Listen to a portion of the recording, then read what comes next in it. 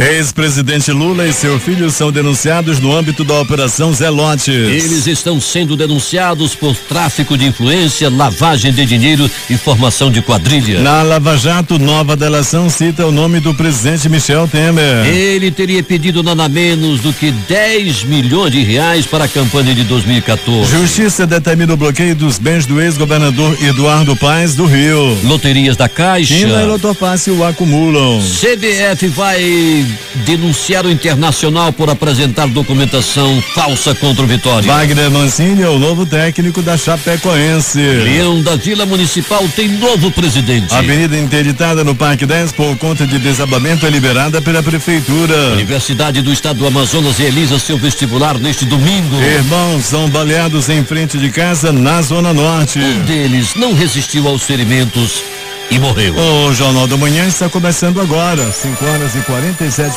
em Manaus. Previsão do tempo.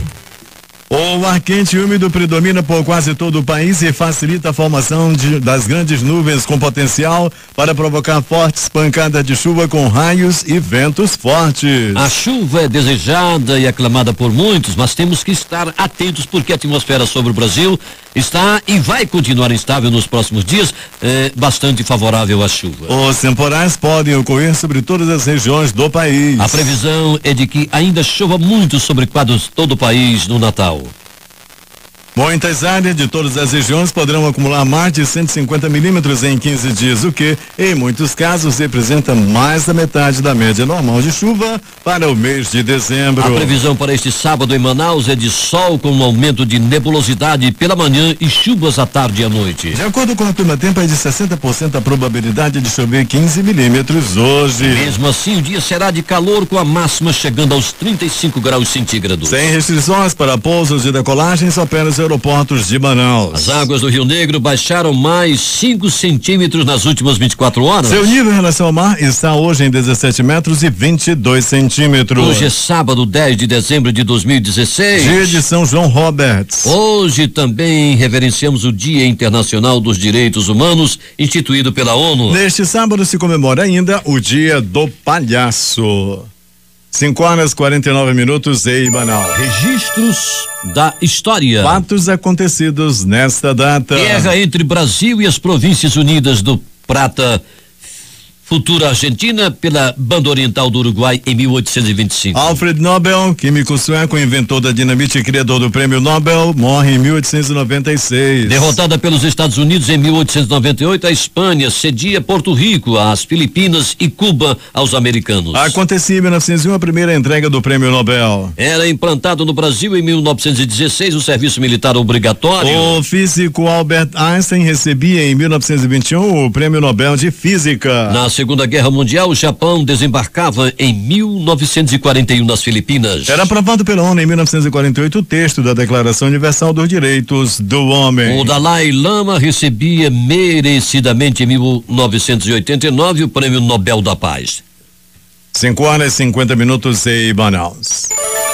Neste sábado acontecem os treinos das seleções que disputam a Copa Caixa Internacional de Seleções de Futebol Feminino. Às 10 horas, Itália treina na Colina, no São Raimundo, enquanto às 15h30 a Costa Rica utiliza o 3B na Aparecida. Às 16 horas o Brasil vai se reunir no Carlos Emite e às 19 horas a Rússia vai usar o SESI, ambos no Coroado. O Campeonato Amazonense de Karatê, Copa Antônio Lima Pinto, continua durante o final de semana, 10 e 11 no ginásio do Instituto Federal do Amazonas IFAM, localizado na 7 de setembro aqui no centro a partir das 8 horas. O evento é uma realização da Federação Amazonense de Karatê com apoio do governo do Amazonas via Secretaria de Estado da Juventude, Esporte e Lazer, Sergel. Neste sábado 10 acontece o torneio Artemis Soares de ginástica rítmica. O evento tem início às 9 horas no Centro de Ginástica Bianca Maia Mendonça, localizado na Vila Olímpica de Manaus, no Dom Pedro. Ao todo, 30 ginastas estão confirmados e vão disputar as categorias pré-infantil, infantil, juvenil e adulto. O torneio fecha o calendário de competição de GR em 2016. A segunda rodada da Copa Caixa Internacional de Seleções de Futebol Feminino acontece neste domingo 11 11,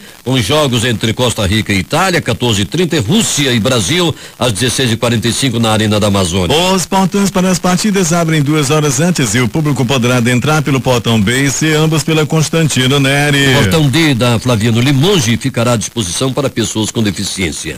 A divisão mais importante do futebol feminino do Brasil terá pela primeira vez uma equipe amazonense na disputa. As meninas do Estrela do Norte, que na última quinta-feira, 8, ficaram com o vice-campeonato amazonense de futsal, embarcam na madrugada desta sexta-feira, 10, já embarcaram hoje, para a disputa da Taça Brasil de Clubes Adulto Feminino, divisão especial, em Lages, Santa Catarina, de 11 a 17 de dezembro. A equipe recebeu apoio de passagens aéreas cedidas pelo governo do Amazonas e a Secretaria de Estado da Juventude, Esporte e Lazer, Sergel. 3 apresentações do espetáculo de dança Apoena, Aquele que Vê Longe, serão realizadas hoje, às 9 horas e domingo, dia 11, hoje, dia 10, 11, no centro de Manaus.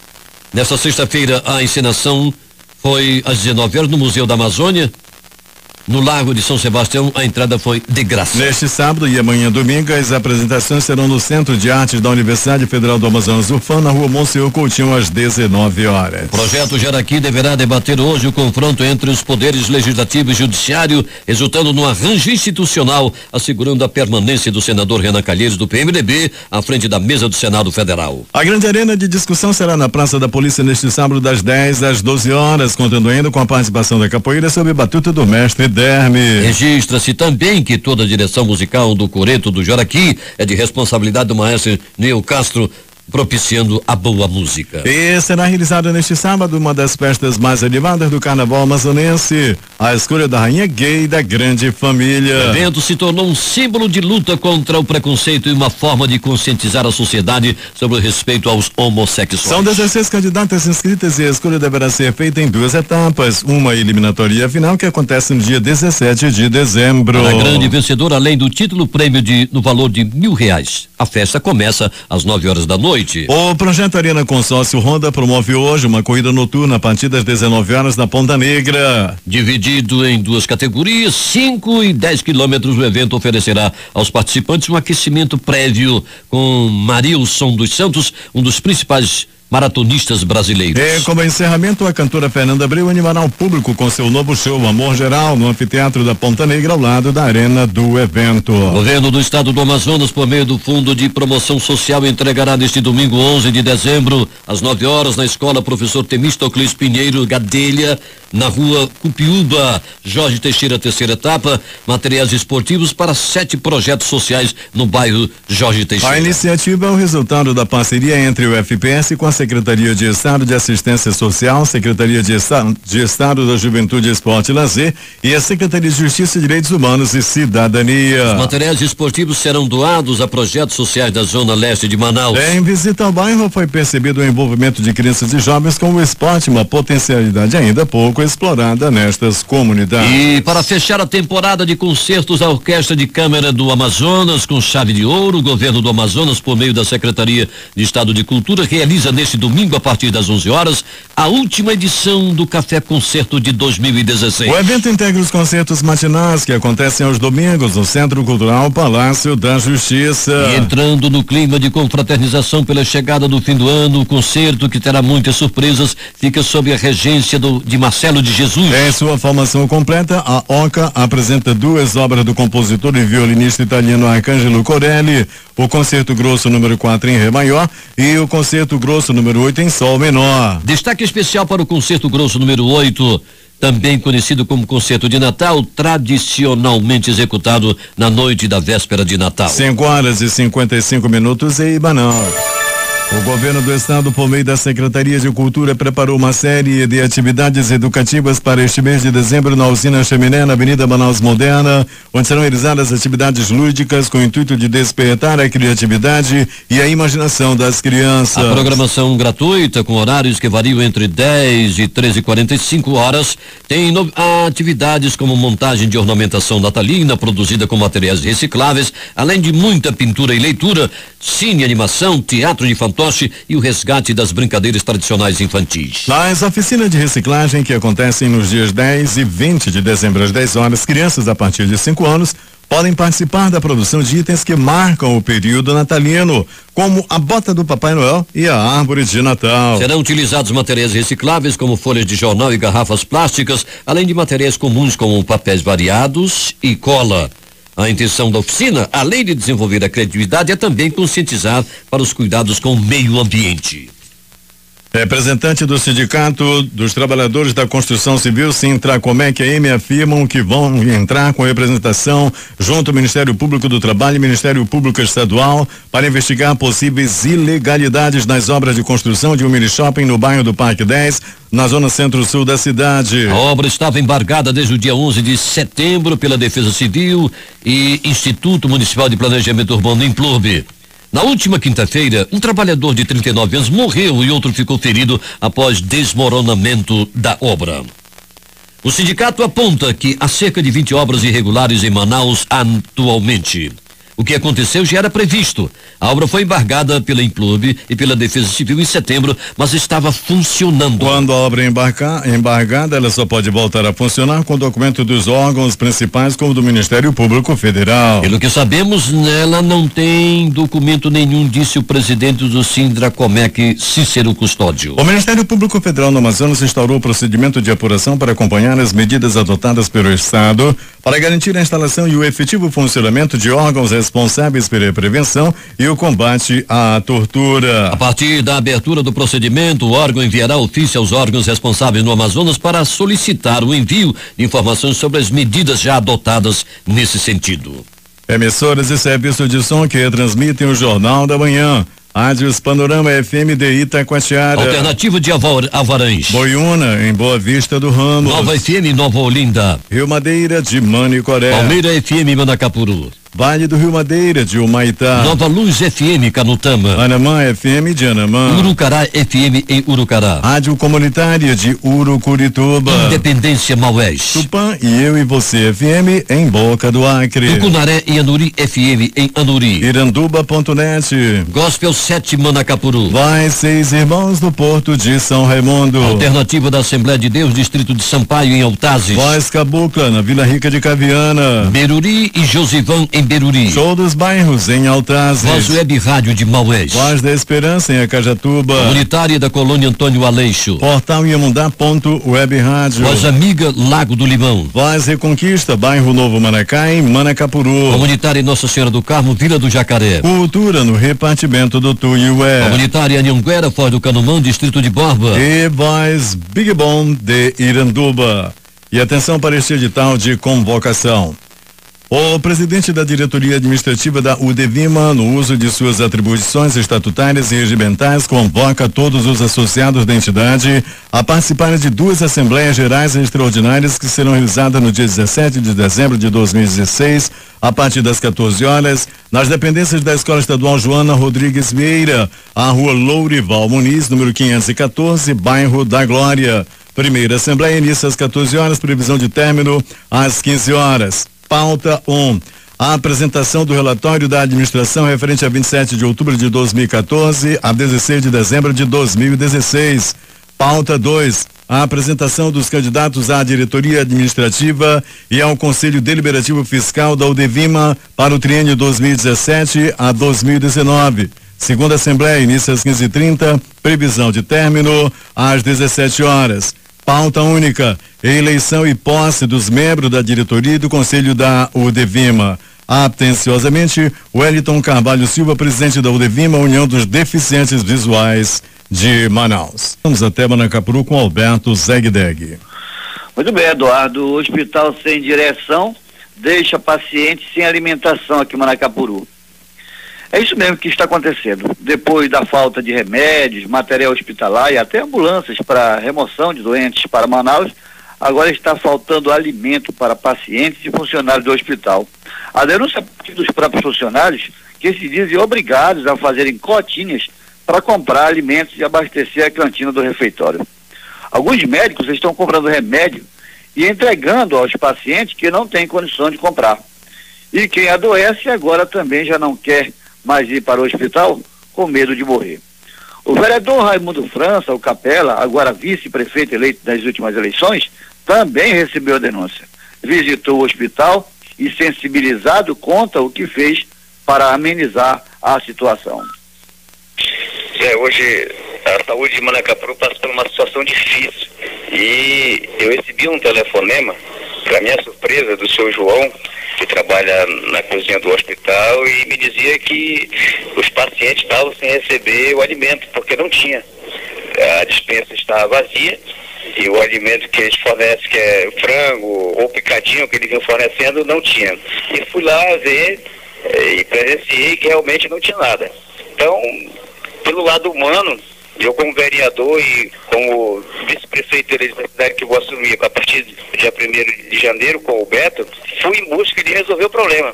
Encontrei o deputado Ferraz aqui na cidade e contei a situação aqui, o que estava passando no hospital de Manacapuru, e montei uma parceria e tentei amenizar a situação hoje do hospital. Mandamos para lá os frangos, alguns tomate, batata, girimum, com certeza vai dar para amenizar a situação que passa hoje o hospital de Manacapuru. O deputado Augusto Ferraz do DEM, que visitava Manacapuru, depois de saber da situação, também se sensibilizou e ajudou na aquisição dos alimentos que deverão suprir a necessidade do hospital por pelo menos uns 10 dias. Bem, Eduardo, a expectativa agora é o fim dessa administração desastrosa e a chegada da nova administração, que alimenta a esperança de um choque de gestão e a resolução de alguns problemas que afligem a população. Para o Jornal da Manhã, Zeg Deg. 6h06. Obrigado, Zeg Deg. Sem festa e sem praça, Iranduba completa hoje 35 anos de fundação. A reportagem é de J. Rai. Iranduba foi emancipado junto com mais de 10 outros municípios amazonenses pela emenda constitucional número 12 de 10 de dezembro de 1981, durante a gestão do governador José Bernardino Lindoso. No entanto, foram poucas as vezes em que o aniversário foi festejado, pois a data que pesa mais do ponto de vista histórico é 24 de junho, dia da fundação da Vila de Iranduba, 40 anos atrás, e feriado de São João Batista, que, de acordo com a tradição da Igreja Católica, é o padroeiro da cidade. Há 21 dias da chegada do Ano Novo, no entanto, o município não tem quase nada para comemorar e nem onde. A Praça dos Três Poderes, que durante 23 anos foi palco de grandes eventos, está cercada por tapumes desde o ano passado, quando foi fechada para a reforma no valor de R$1.900.000. E por falar em cifras, essas 3 décadas e meia de história de Iranduba foram recheadas de conflitos políticos, escândalos, desvios de recursos públicos, enriquecimento de poucos e sofrimento por parte da grande massa da população que, por causa dessas intercorrências, para não dizer outra palavra, recebeu apenas migalhas do muito que deveria e que lhe é de direito. A propósito do aniversário de emancipação política de Iranduba no dia de hoje, a nossa redação recebeu um áudio da senadora amazonense Vanessa Graziotin, do PCdoB, parabenizando o município. Eu quero, em primeiro lugar, agradecer a você, J. Rai, por essa oportunidade de eu falar com toda a cidade e com essa gente querida. Nesse dia tão especial, onde Iranduba completa 35 anos de fundação. A nossa ligação não ocorre somente através da ponte, mas é uma ligação de sentimentos, uma ligação de profundo respeito, e eu quero, nesse dia importante para a cidade e, portanto, para as pessoas, desejar muito progresso, muito desenvolvimento, e que esse desenvolvimento seja sempre a serviço de uma melhor qualidade de vida de todas as pessoas. Um grande abraço e viva Iranduba. J. Rai para o Jornal da Manhã. 6h09. Tem início hoje os festejos da padroeira da Sagrada Família no conjunto 31 de março, no Japim 12, na Avenida Penetração 3, a partir das 18h30 deste sábado, com o tradicional arraial e o bingo eletrônico. No domingo, dia 11, acontecerá um almoço a partir das 11 horas no Conselho Social das Orquídeas, no mesmo local. Os festejos continuam durante todo o mês de dezembro, encerrando-se no dia 30 com procissão pelo bairro e missa. De acordo com o pároco Padre Danival, também haverá a novena de Natal. O Ministério Público Federal firmou um termo de ajustamento de conduta, um TAC, com o Banco do Brasil e a Caixa Econômica Federal sobre mudanças na forma de guarda e movimentação de recursos públicos da União repassados a estados e municípios. O acordo terá abrangência nacional e prevê a implementação de medidas que permitirão rastreamento de qualquer movimentação desses valores, além de impedir a transferência de verbas para contas sem a devida identificação e a motivação do repasse. Os bancos devem implementar até janeiro de 2017 sistema informatizado para controlar de forma mais efetiva a movimentação de recursos liberados pelo governo federal para fins específicos por meio de convênios, fundos, entre outros. Além disso, não serão mais permitidos saques na boca do caixa de valores superiores a R$800 e as transferências bancárias só serão efetivadas se o gestor informar o CPF ou CNPF do destinatário do recurso, assim como a finalidade do repasse. A Universidade do Estado do Amazonas, UEA, aplica neste domingo a prova de conhecimentos gerais do vestibular 2016, acesso 2017. O cartão de confirmação onde o candidato pode verificar o local de prova está disponível desde o último dia 12 no portal da UEA, no www.uea.edu.br, no link vestibular. A prova será aplicada em Manaus e em todos os municípios do Amazonas. A prova será realizada a partir das 13 horas, no horário de Manaus. Os portões serão abertos às 12 horas e fechados impreterivelmente às 12h50. O resultado final do vestibular e do CIS será divulgado no dia 19 deste mês no portal da UEA, no www.uea.edu.br. O edital de matrícula será divulgado no dia 19 de dezembro para os candidatos aprovados nos cursos que iniciam as aulas no primeiro semestre de 2017. 6h11 em Manaus.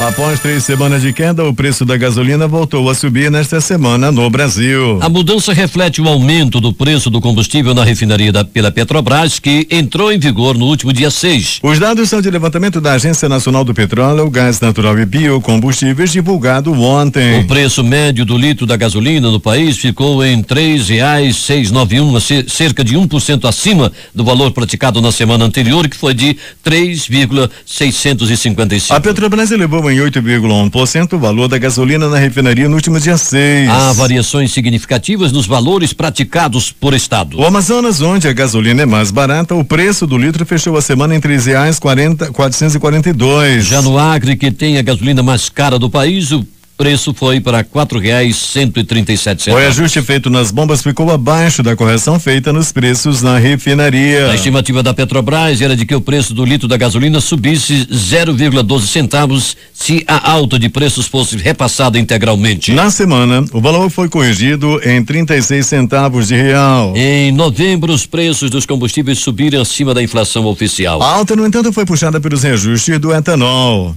A gasolina e o diesel tiveram queda de preço no mês passado. A Universidade do Estado do Amazonas ganhou como melhor espaço colaborativo e melhor universidade empreendedora na segunda edição do Prêmio Jaraqui Graúdo, promovido pela Jaraqui Valley. A premiação tem o objetivo de reconhecer iniciativas que contribuam para a melhoria do cenário empreendedor no Amazonas. O reitor da UEA, Cleinaldo Costa, enfatiza que a gestão superior está feliz com os resultados. Temos dificuldades, mas há trabalho, união e talento na universidade. É uma conquista coletiva, comemorou. O tráfego de veículos na Avenida Maneca Marques foi liberado na tarde desta terça-feira no bairro do Parque 10. Havia sido interditada na tarde de quinta-feira após um desmoronamento que deixou 2 pessoas soterradas. Um homem de 39 anos morreu. Segundo informações do Instituto Municipal de Engenharia e Fiscalização do Trânsito Manaus Trans, a liberação da avenida ocorreu por volta das 19 horas. De acordo com a Prefeitura de Manaus, a Secretaria Municipal de Infraestrutura realizou uma contenção da erosão no terreno que possui um buraco com mais de 1,8 metros quadrados. A interdição afetou o trânsito em todo o entorno da avenida, como na Avenida Mário Ipiranga, Avenida Carlota Joaquina e Avenida Perimetral 1 e 2. O Manaus Trans realizou desvios para efetuar a passagem de carros pelos locais. O ritmo da produção industrial no Amazonas foi um dos que mais recuou na passagem de setembro para outubro, segundo o Instituto Brasileiro de Geografia e Estatística, IBGE. Enquanto a média no país caiu 1,1% no período, a retração da atividade industrial no estado foi de 2,5%. O quarto maior no mês, atrás de Minas Gerais, menos 7,6%, do Pará, menos 4,2% e de Goiás, menos 3%. No No ano, o recuo do setor industrial no Amazonas, menos 13,2%, é o segundo maior entre os 15 locais pesquisados. Apesar dos resultados, o estudo indica que o ritmo de queda dos últimos 12 meses diminuiu em relação a setembro. O Amazonas está entre os locais com maior ganho de dinamismo na comparação, passando de um recuo de 16,4% em setembro para a queda de 15,3% em outubro. A taxa negativa menos elevada desde outubro de 2015, menos 15%, segundo o IBGE. Em outubro de 2016, a produção industrial do Amazonas, ajustada sazonalmente, mostrou redução de 2,5% frente ao mês imediatamente anterior, após registrar recuo de 5,7% em agosto e acréscimo de 0,4% em setembro. Ainda na série com ajuste sazonal, o índice de média móvel trimestral apontou queda de 2,7% no trimestre encerrado em outubro, frente ao patamar do mês anterior, e manteve a trajetória descendente iniciada em julho último. A Receita Federal informou nesta sexta-feira que a malha fina do Imposto de Renda 2016 reteve 8.378 contribuintes no Amazonas. O número representa 2,65% das 315.887 declarações entregues este ano. Considerando os últimos 5 anos, a Receita Federal possui 25.765 contribuintes retidos em malha do Estado. O contribuinte pode consultar o site da Receita para se regularizar. De acordo com a Receita, os principais motivos pelos quais as declarações foram retidas são estes: omissão de rendimento do titular ou seus dependentes, divergências entre o IRRF informado na declaração e o informado na DIF, dedução de previdência oficial ou privada, dependentes, pensão alimentícia e outras, e despesas médicas. O governo federal liberou 152 milhões de reais para a revitalização das ruas do Distrito Industrial de Manaus. O decreto que autoriza a transferência à Superintendência da Zona Franca de Manaus, Suframa, foi publicado nesta sexta-feira. O asfaltamento do Distrito Industrial foi incluído no Programa de Aceleração do Crescimento PAC. A autorização discrimina ações a serem executadas por meio de transferência obrigatória. Entre elas, a de promoção do desenvolvimento econômico regional da Amazônia Ocidental e municípios. Após o decreto que autoriza a transferência publicado, os próximos passos são empenhar e assinar o termo de compromisso no termo da Lei 11.578/2007. Após isso, a Prefeitura estará autorizada a licitar o projeto executivo da obra, informou a Suframa. A primeira fase da obra consiste na contratação e elaboração do projeto executivo, com prazo de execução em 5 meses. Em seguida, será realizada a execução da revitalização do sistema viário do Distrito Industrial, com prazo de execução em 14 meses, a contar da licitação da obra, que se realizará após a entrega do projeto. Médicos veterinários da Agência de Defesa Agropecuária e Florestal do Estado do Amazonas, órgão integrante do sistema CEPROR, serão capacitados por técnicos do Ministério da Agricultura, Pecuária e Abastecimento e do Centro Pan-Americano de Febre Aftosa. A ação faz parte do projeto de fortalecimento do Grupo Especial de Atenção à Suspeita de Enfermidades Emergenciais do Governo do Amazonas, para ampliar as ações de defesa sanitária no estado. Os técnicos receberam treinamento para aplicação do plano de contingência para a febre aftosa nível tático operacional volume 1, atendimento à notificação de suspeita de doença vesicular em Manaus. Palestras e aulas práticas serão ministradas aos médicos veterinários. A coordenadora do Programa Nacional de Erradicação da Febre Aftosa, Eliana Lara, do MAPA, abrirá o evento no dia 12 às 9h30, trazendo um panorama do status brasileiro e as ações de combate à doença. No mesmo dia, os veterinários serão a palestra do diretor do Panaftosa do Rio de Janeiro, Manuel Sanches Vasquez. Sanches fará uma explanação sobre a situação epidemiológica da febre aftosa no mundo. A capacitação inicia na próxima segunda-feira, dia 12, e segue até o dia 15, com os 2 últimos dias de atividades práticas. Polícia. O secretário de Segurança Pública, Sérgio Pontes, e o delegado-geral da Polícia Civil, Francisco Sobrinho, estiveram ontem no município de Guarim para acompanhar os trabalhos de investigação e busca ao delegado Tiago Garcês. Ainda o município também teve o objetivo de reforçar e avaliar a logística da operação, que conta com o apoio do governo do estado, Prefeitura de Guarim. A ação já envolve cerca de 70 policiais civis e militares, bombeiros e peritos A criminais. ação também ganhou reforço do Departamento de Perícia Técnico-Científica, que enviou operação, um drone para capturar imagens da região e um perito criminal. De acordo com o Sérgio Pontes, os policiais militares da Companhia de Operações Especiais e a Companhia Independente de Policiamento com Câncer, Polícia Militar, iniciaram uma varredura pelo Rio e pela Mata, em um trecho de aproximadamente 60 quilômetros entre Coari e Tefé, partindo do ponto onde Tiago desapareceu. O grupo deve ficar pelo menos 3 dias seguidos fazendo essa varredura, passando nas comunidades e também colhendo informações. Há outro grupo de busca vindo de Tefé fazendo o mesmo trabalho e ainda o reforço dos policiais em Codajás ampliando uma série de busca, disse Fontes. Ele destacou a atuação dos policiais na missão e o apoio do governo do estado no deslocamento da tropa. Temos policiais civis e militares treinados e comprometidos, cada um atuando com suas melhores habilidades, se doando diariamente com o objetivo de encontrar o Tiago, afirmou. O delegado Francisco Sobrinho afirmou que a Polícia Civil tem se empenhado nas buscas. A coordenação da operação tem buscado todas as possibilidades para encontrar o delegado, colocando servidores comprometidos e capacitados para atuar nessa missão que é localizado o nosso delegado, disse o secretário.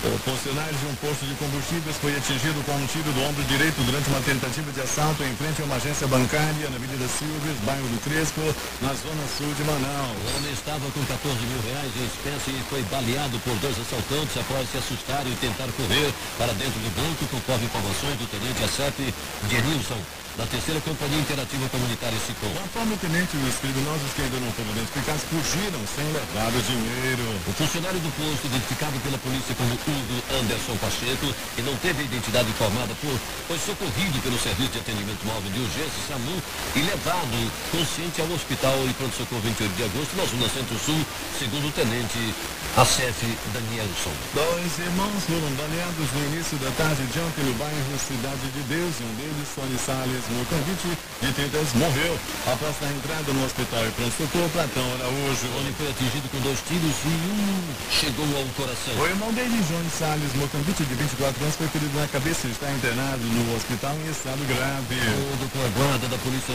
Militar do hospital, o caso ocorreu por volta das 12 horas 15 minutos na rua 27, comunidade Alfredo Nascimento, no bairro Cidade de Deus. Segundo a polícia, os irmãos estavam ingerindo bebidas alcoólicas em frente de casa onde moravam quando um homem, ainda não identificado, chegou ao local a pé e efetuou 2 disparos em cada um. Tony foi atingido com um tiro no abdômen e outro na axila direita. Este último perfurou o coração do homem, que morreu assim que deu entrada no Platão Araújo. John foi atingido em parte da orelha e no olho. Ele passa por cirurgia no hospital e o estado de saúde é considerado grave. Os números das loterias.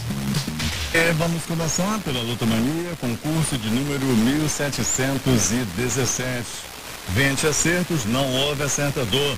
Estimativa de prêmio para o próximo concurso no dia 13, 3.400.000 reais. 19 acertos, 5 apostas ganhadoras, prêmio para cada uma delas, R$50.059,59. 8 acertos, 100 apostas ganhadoras, prêmio 1.595,61. 17 acertos, foram 975 apostas ganhadoras com premiação de R$163,65. 16 acertos, 5.793 apostas ganhadoras, prêmio para cada uma 27,54. 15 acertos, 25.789 apostas ganhadoras com premiação de R$6,18. 0 acerto, o azarão teve uma aposta ganhadora.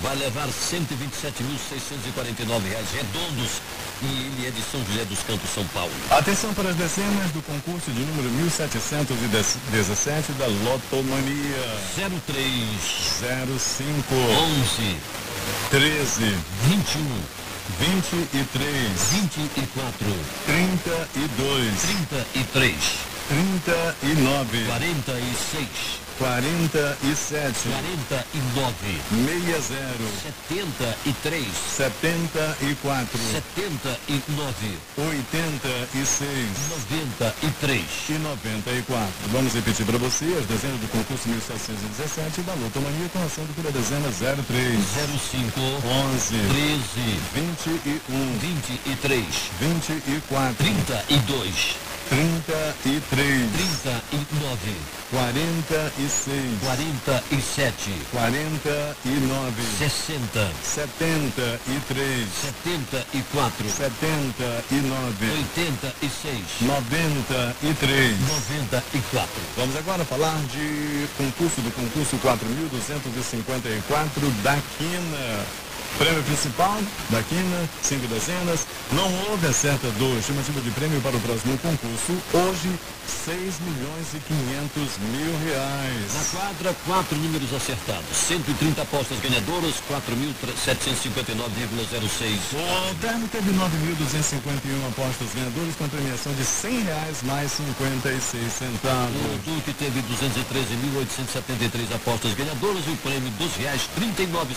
Vamos agora nas dezenas do concurso de número 4.254 da Quina. Anote. 12, 24, 56, 58, 74, repetindo, 12, 24, 56 58 e 74. O assunto agora é Loto Fácil, concurso de número 1446. 15 acertos, não houve acertador, acumulou. Estimativa de prêmio para o próximo concurso no dia 12 da próxima segunda-feira, R$5.200.000. Com 14 acertos, 315 apostas ganhadoras, prêmio R$2.203,84. Atenção para as dezenas do concurso 1446 da Loto Fácil.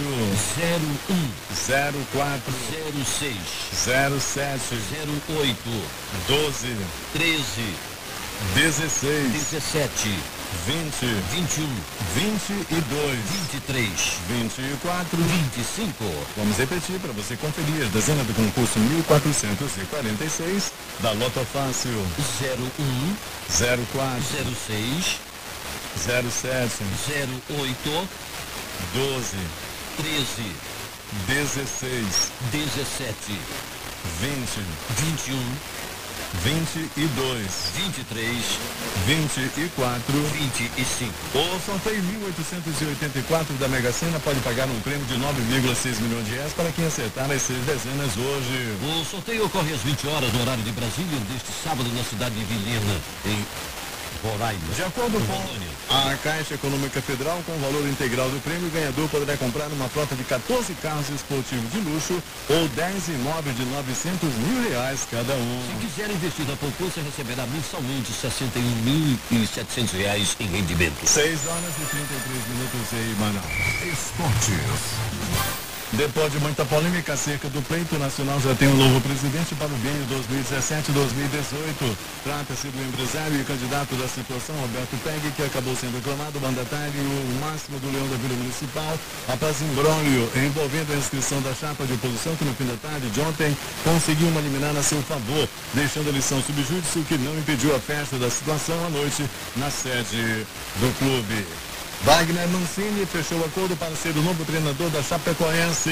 O acerto foi finalizado nesta sexta-feira depois de uma reunião com dirigentes da casa de Plínio Davi de Filho, presidente do Conselho Deliberativo do clube. Ainda não existe uma data definida para a apresentação oficial e as bases do contrato não foram divulgadas. O acordo com Mancini foi fechado depois que Levir Clube não acertou ou não aceitou as condições oferecidas pelo clube, que queria um vínculo até o final do ano que vem. Levir havia se oferecido para trabalhar voluntariamente no Campeonato Catarinense, que se encerra em maio.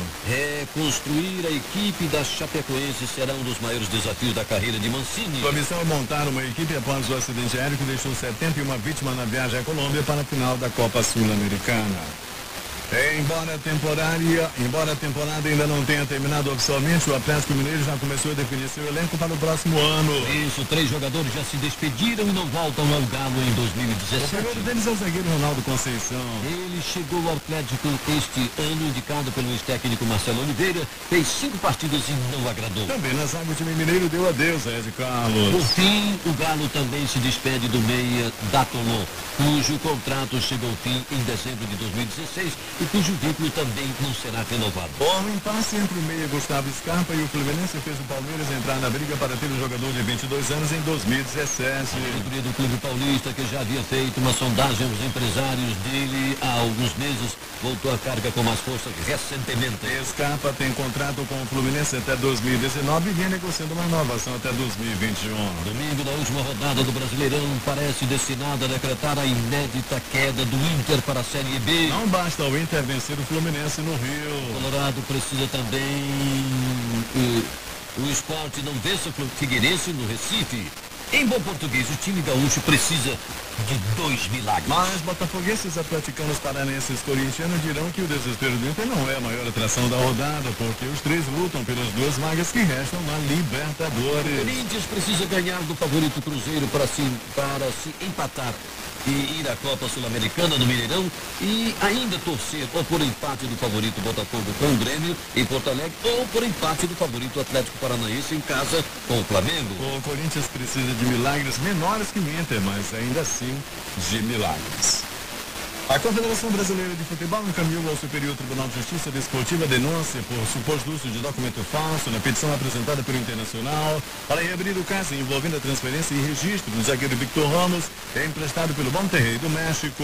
Agora o tribunal decidirá se encaminha ou não a denúncia ao Ministério Público do Rio de Janeiro. Segundo a entidade que comanda o futebol brasileiro, um dos anexos apresentados pelo Inter em sua petição enviada ao STJD é uma verdadeira e inteiramente desprovida de fé, cuja autenticidade fica expressamente impugnada. A CBF cita que o documento adulterado seria o e-mail do diretor de registro e transferências, Reinaldo Busoni. Mas não esclarece se foi um dos documentos basados na última semana em diálogo com o funcionário do Vitória ou se é item apresentado anteriormente. Ameaçado de rebaixamento no Campeonato Brasileiro, o Inter entrou com pedido no STJD para que o Vitória seja punido por uma suposta escalação irregular do zagueiro Vitor Ramos. Dessa forma, o time gaúcho se livraria da queda à Série B pela perda de pontos do time baiano. Últimas notícias. O dólar fechou em queda em relação ao real nesta sexta-feira, após passar a primeira parte do dia em alta, com os investidores ainda de olho no cenário político brasileiro e já adotando uma postura de cautela pela reunião de política monetária do Federal Reserve e o Banco Central dos Estados Unidos. O dólar caiu 0,3% para R$ 3,3729. Na semana, o recuo foi de 2,87%. A moeda americana acumula queda de 0,43% e no ano de R$ 14,57%.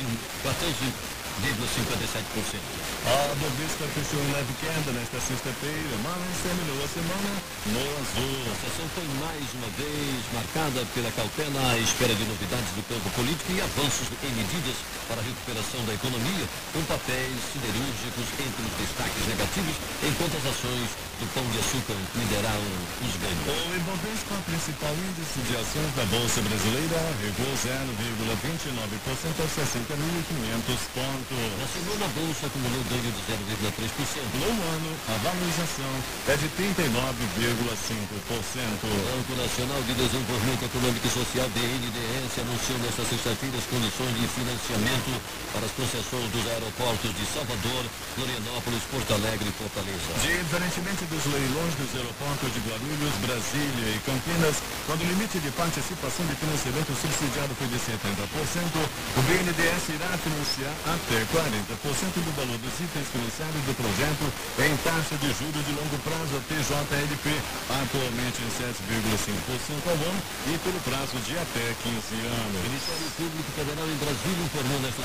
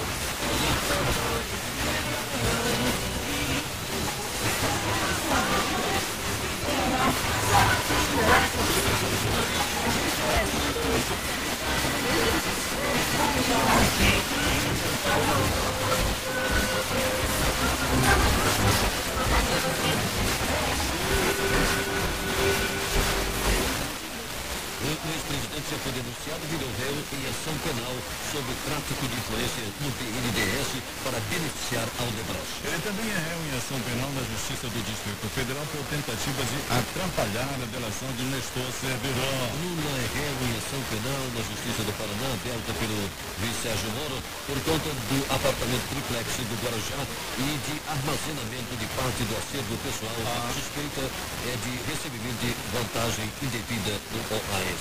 O executivo Cláudio Melo Filho, ex-vice-presidente de Relações Institucionais da Odebrecht, relatou ao Ministério Público Federal que o presidente Michel Temer pediu em 2014 10 milhões de reais ao empreiteiro Marcelo Odebrecht. Meu filho é um dos 77, Melo digo, é filho, é um dos 67 executivos da empreiteira que assinou um acordo de delação premiada com o Ministério Público Federal. A informação de que Temer solicitou dinheiro ao Odebrecht está com o material entregue pelo executivo nos termos de confidencialidade, espécie de pré-delação que antecede a assinatura do acordo. Em nota, o Palácio do Planalto informou que o presidente Michel Temer repudia com veemência as falsas acusações do senhor Cláudio Melo Filho. As doações feitas pela construtora Odebrecht ao PMDB foram todas por transferência bancária e declaradas ao TSE. Não houve caixa 2, nem entrega em dinheiro a pedido do presidente, diz a nota.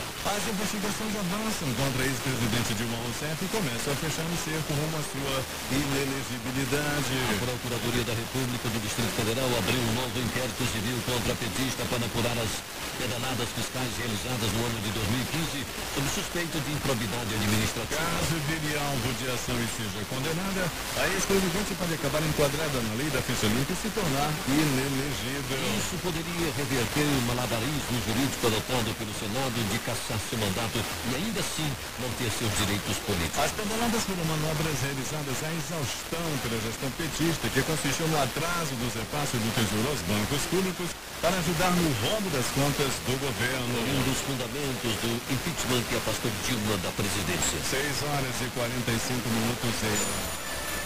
O Tribunal de Contas da União entendeu que as manobras configuraram operações de crédito ou empréstimo dos bancos públicos da União, que é proibido pela Lei de Responsabilidade Fiscal. E, com base nisso, as contas de Dilma, referentes a 2014 e a 2015, foram rejeitadas pelo TCU. Em depoimento, Marcelo Odebrecht disse que fornecerá a Lava Jato detalhes de como repassou a quantia milionária para saldar dívidas de campanha de Gleisi Hoffmann em 2014. O curso transferido a blando da ex-presidente não foi declarado e saiu do setor de propinas da empresa. Foram mais de 4 milhões de reais, segundo Marcelo Odebrecht. O ministro boliviano da Defesa, Reile Ferreira, acusou nesta sexta-feira de assassinato o piloto da aeronave da Lamia, que caiu em Medellín com 77 pessoas a bordo por ter voado com combustível insuficiente, segundo as investigações preliminares. Definitivamente não houve um acidente, houve um homicídio que ocorreu em Medellín e um assassinato, disse Ferreira, assegurando que se o piloto Miguel Quiroga tivesse cumprido as normas,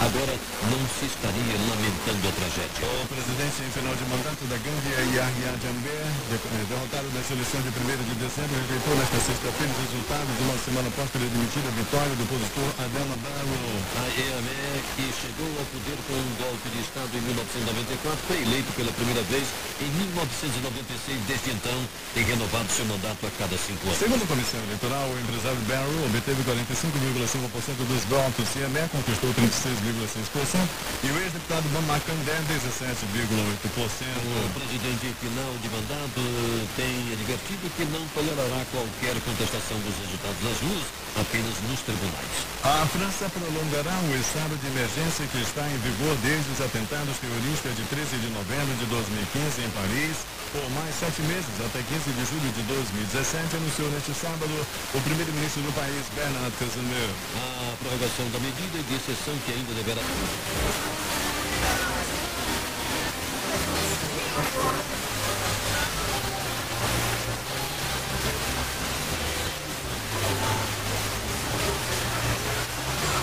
O secretário de Defesa dos Estados Unidos, Ash Carter, anunciou neste sábado que seu país enviará cerca de 200 militares adicionais à Síria para apoiar as milícias curdo-árabes que enfrentam o grupo terrorista Estado.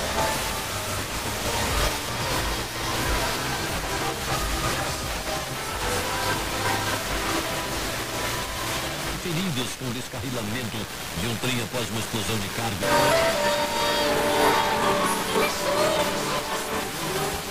cerca de 360 quilômetros de Sofia, na Bulgária. Agora 6h48 em Manaus, vamos às manchetes dos principais jornais brasileiros, começando pelo Globo do Rio de Janeiro, que estampa. Delator cita Temer, Renan, Maia, ministros e 20 parlamentares. Destaque do Extra, ainda no Rio de Janeiro. Justiça determina bloqueio de bens de Eduardo Paes. Principal matéria de capa da Folha de São Paulo. Ex-presidente Lula e seu filho são denunciados na Operação Zelotes. O que diz o jornal O Estado de São Paulo? Conselho do BNDES aprova a devolução que a União receberá 100 bilhões de reais. Vamos agora ao Planalto Central com a principal matéria de capa do jornal Correio Brasiliense.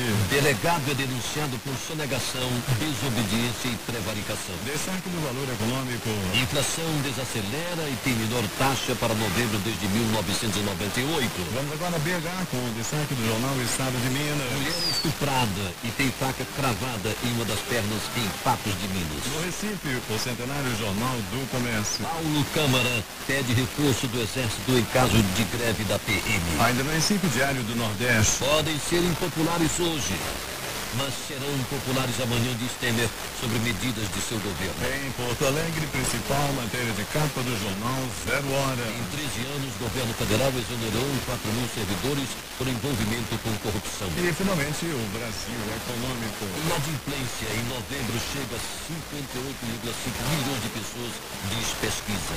Vamos às manchetes dos jornais locais que chegam à redação do Jornal da Manhã, neste sábado, começando pelo jornal Agora, que diz: mulher cobra dívida, é morta a facadas e tem o corpo jogado em lixão. Manchete do centenário Jornal do Comércio. Engenheiros e arquitetos arquitetando o futuro.